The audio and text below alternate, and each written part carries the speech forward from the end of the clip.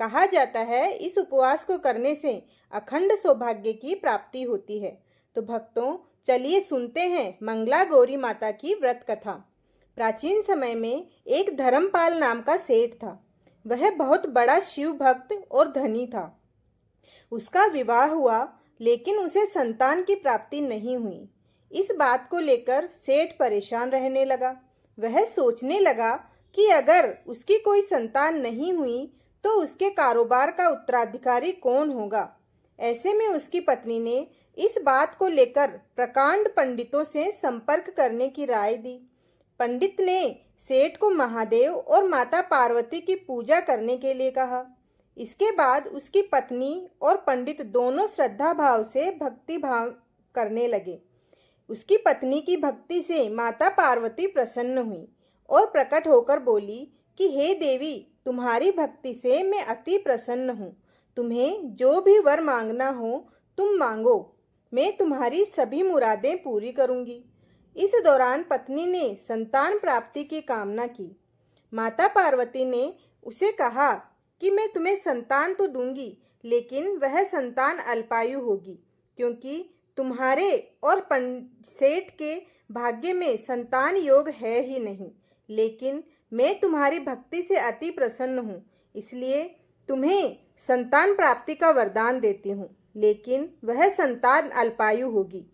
1 साल के बाद पत्नी ने पुत्र को जन्म दिया।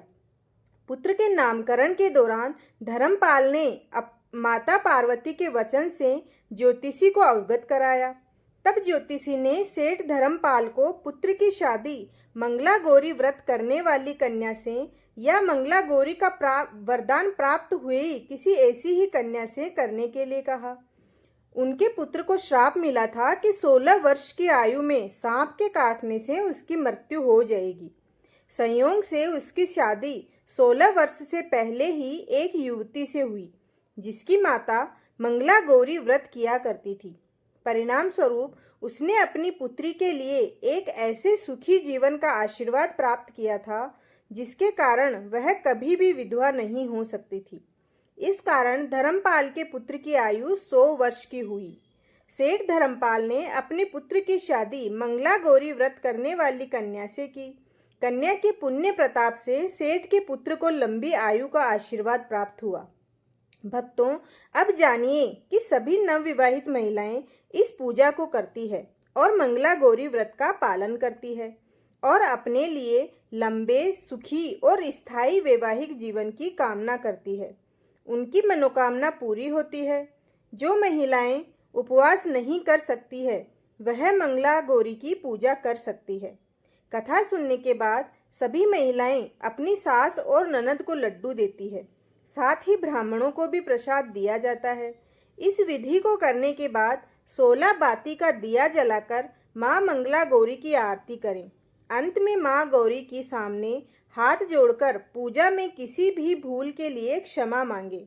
आप इस व्रत को और परिवार की खुशी के लिए लगातार 5 वर्षों तक कर सकते हैं। सेठ धर्मपाल ने अपने पुत्र की शादी मंगला गौरी व्रत करने वाली कन्या से की। कन्या के पुण्य प्रताप से सेठ के पुत्र को लंबी आयु का आशीर्वाद प्राप्त हुआ। भक्तों, अगर किसी मंगला गौरी व्रत को करने वाली कन्या से विवाह करने से ही सेठ के पुत्र को लंबी आयु का वरदान मिल सकता है, तो अगर हम स्वयं मंगला गौरी का व्रत करते हैं तो हमारी आयु कितनी बढ़ जाएगी और हमें लंबी उम्र वाले पति का आशीर्वाद भी प्राप्त होगा। भक्तों, पूर्ण श्रद्धा के साथ इस व्रत को करें और इस कथा को सुनें और अंत में कमेंट में लिखें जय माँ मंगला गौरी और चैनल को सब्सक्राइब जरूर करें। धन्यवाद।